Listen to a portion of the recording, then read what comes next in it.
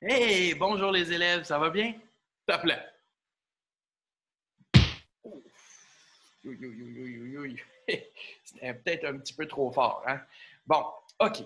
Euh, Cette semaine, je parlais à plusieurs élèves de la classe, puis il y a un problème qui est revenu. Le petit problème, c'est en fait que plusieurs me disaient, Monsieur Hugo, j'ai fait le tour de mes livres à la maison. On a un problème, Monsieur Hugo. Je dis, j'aimerais ça en lire des livres, mais ils sont à la bibliothèque ou en classe ou je ne peux plus les emprunter, là, tes livres, Monsieur Hugo. Vous avez bien raison. Mais figure-toi donc, j'ai une solution pour toi. Il existe sur Internet plein de livres qu'on peut aller lire. On appelle ça des livres numériques. Et aujourd'hui, je veux t'enseigner comment lire un livre numérique.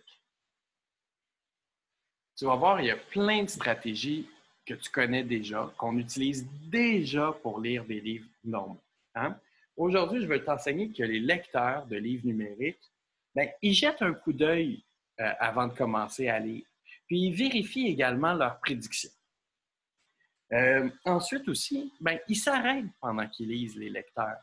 Hein? Ils s'arrêtent, ils réfléchissent et font le rappel de l'histoire. Des fois, c'est après quelques pages, puis même des fois, quand c'est un livre à chapitre, ils vont le faire après la lecture du chapitre. Alors, regarde bien comment je vais faire. Première des choses, ben, on doit se trouver un livre numérique. Alors, la magie opère et... Wow! Hey, justement, un de nos livres préférés de la classe. Tu te rappelles du livre d'Yves Nadon? Hein? C'est un livre qui est publié aux éditions 2. C'est le livre Mon frère et moi. Et l'illustrateur, c'est Jean Clavry. Alors, regarde bien. Les lecteurs de livres numériques jettent un coup d'œil aux différentes illustrations sur le premier de couverture, dans le livre, et ils vont également voir à la fin du livre. Donc, regardez, qu'est-ce que je vois ici sur la page couverture? Mon frère, ça c'est un signe qui veut dire et moi. Mon frère et moi. Ah, donc ça ici sur l'illustration, ça doit être deux frères à ce moment. Puis quand je regarde comme il faut, ben, je m'aperçois qu'ils ont une serviette chacun d'eux. Il y en a une ici, puis c'est peut-être pas une serviette. Peut-être que oui, en tout cas, il y a un morceau de tissu rouge. Donc, je dis que peut-être qu'ils vont aller se baigner. Je vais aller voir ensuite à la fin du livre. Tu vois ici, là, souvent dans les livres numériques, là, on a quelque chose qui nous permet de faire défiler les pages dans le livre. Et quand je vais voir à la fin, je peux voir également le quatrième de couverture.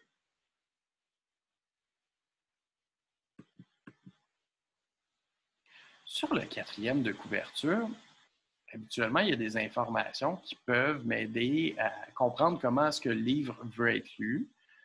Puis peut-être aussi, je vais avoir d'autres indices sur ce qui va se passer dans cette histoire-là. Alors, je vois l'illustration ici. Je vois un petit garçon qui est en maillot de bain. Puis, tiens, ça doit être son frère ici là, qui est en bas. Puis ça doit être de l'eau parce que je vois des seaux, des petits ronds, un petit peu comme quand on se baigne. Je suis chat, je suis oiseau, je suis poisson. Je sais bien pas ce qu'un chat, un oiseau puis un poisson peuvent bien venir faire dans cette histoire-là. Ben, je vais peut-être le découvrir tantôt. Alors, je vais revenir ensuite en défilant comme ça au tout début et je vais aller regarder les différentes pages. Ah, tiens, ici c'est bleu. Peut-être que c'est à cause de l'eau. OK, on va aller voir. Mon frère et moi. Ah, une image. Tiens, j'ai une petite loupe ici sur ma souris. Je vais aller voir qu'est-ce qu'il y a ici. Alors, c'est comme s'il y avait une maison sur le bord d'un lac. Hein, ici, il y a un quai, puis encore les deux garçons. C'est peut-être des frères. Puis la maison sur le bord du lac, ben, c'est peut-être un chalet. Moi, je vais me baigner souvent au chalet, donc peut-être que c'est ça. On va découvrir ça tantôt. OK. Ah, tiens, il y a un garçon dans l'eau, il y a un gros rocher. En tout cas, ici, il est en train de se baigner, puis il y a peut-être un gros rocher sur le bord du lac.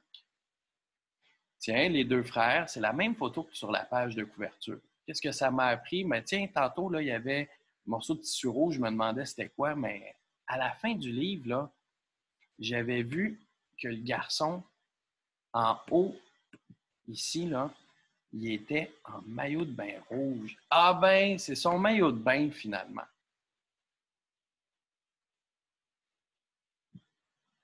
Bon, les élèves, maintenant, à ton tour, jette un coup d'œil sur cette partie de livre-là. Oublie pas de bien regarder les images.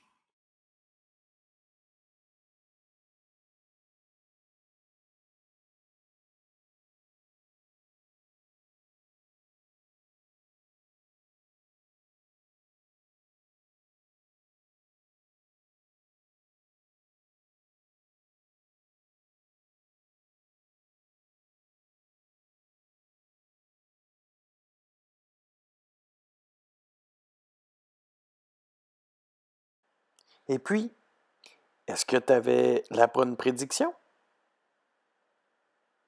Moi, dans ma tête, c'est ça que j'ai pensé. Oh mon Dieu! Il y a un des deux garçons qui est en haut. Et je ne sais pas s'il va sauter en bas du rocher. En tout cas, c'est très haut. Moi, j'aurais peur de sauter d'aussi haut. OK, maintenant, on va vérifier ton coup d'œil. Je vais te lire le livre. Ensuite de ça, tu vas faire pause.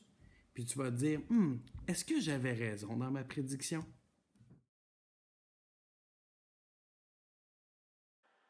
Je regarde mon frère nager vers le rocher, grimper au sommet, courir ensuite et sauter sans la moindre hésitation.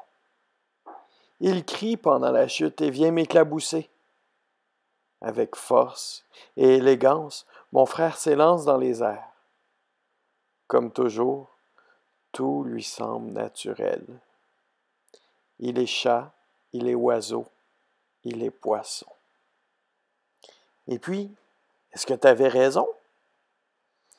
Ben, moi, je me doutais un petit peu que celui qui est en haut, c'était son grand frère, puis il a sauté, hein, finalement. Il en a du courage, lui. Puis le petit frère, qui est dans l'eau, il a l'air de le trouver pas mal bon, son grand frère. Stop! C'est le temps d'arrêter pour faire le rappel de l'histoire. Qu'est-ce qui s'est passé depuis le début de l'histoire?